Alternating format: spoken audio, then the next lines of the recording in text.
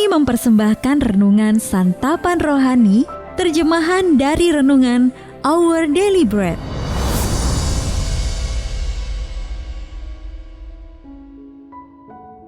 Untuk menerima notifikasi video baru kami, silakan tekan tombol subscribe dan tanda lonceng di bawah ini.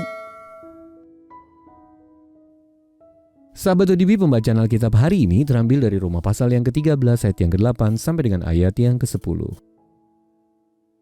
Roma pasal yang ke-13 ayat yang ke-8 sampai dengan ayat yang ke-10. Kasih adalah kegenapan hukum Taurat. Janganlah kamu berhutang apa-apa kepada siapapun juga, tetapi hendaklah kamu saling mengasihi. Sebab barang siapa mengasihi sesamanya manusia, ia sudah memenuhi hukum Taurat. Karena firman, jangan berzinah, jangan membunuh, jangan mencuri, jangan mengingini, dan firman lain manapun juga sudah tersimpul dalam firman ini, yaitu, kasihilah sesamamu manusia seperti dirimu sendiri. Kasih tidak berbuat jahat terhadap sesama manusia. Karena itu, kasih adalah kegenapan hukum Taurat. Ayat mas renungan hari ini terambil dari Roma pasal yang ke-13 ayat yang ke-8 versi Bahasa Indonesia Sehari-hari. Janganlah berhutang apapun kepada siapa juga, kecuali berhutang kasih terhadap satu sama lain. Renungan hari ini berjudul Siklus Kasih Allah yang Agung, ditulis oleh Soxil Dixon. Sebagai seorang yang baru percaya kepada Tuhan Yesus di usia 30 tahun, saya menyimpan banyak pertanyaan setelah menyerahkan hidup saya kepadanya. Ketika saya mulai membaca Alkitab, semakin banyak pertanyaan yang muncul.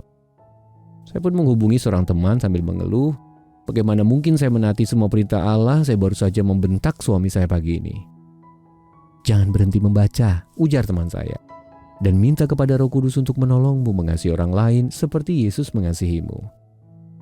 Setelah lebih dari 20 tahun hidup sebagai anak Allah, kebenaran yang sederhana tetapi mendalam itu masih menolong saya dalam memahami 3 langkah dalam siklus kasihnya yang agung. Pertama, Rasul Paulus menegaskan bahwa kasih adalah inti hidup orang percaya. Kedua, dengan terus membayar utang kasih terhadap satu sama lain, para pengikut Kristus akan melangkah dalam ketaatan. Sebab orang yang mengasihi sama manusia sudah memenuhi semua hukum Musa. Terakhir, kita memenuhi hukum Taurat karena kasih tidak berbuat jahat terhadap sesama manusia. Ayat yang ke-10.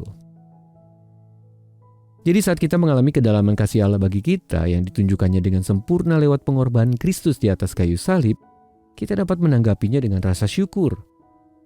Bakti syukur kita kepada Tuhan Yesus menggerakkan kita untuk mengasihi sesama lewat perkataan, perbuatan, dan perilaku kita. Kasih yang terus mengalir dari Allah yang sejati, yang adalah kasih itu sendiri.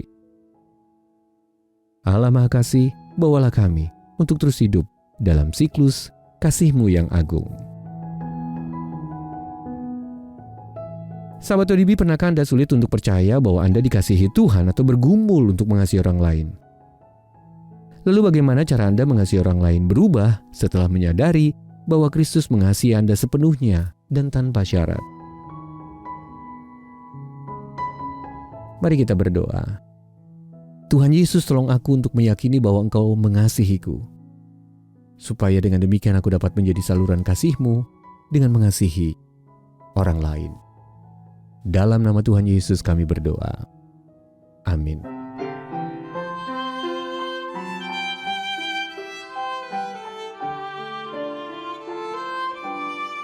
Kasih Allah amat besar yang tak dapat kulukiskan, lebih tinggi dari bintang, lebih dalam dari lautan. Meski Adam tak berdosa, Dia mengutus anaknya, agar kita damai dengannya, dosa diampuninya.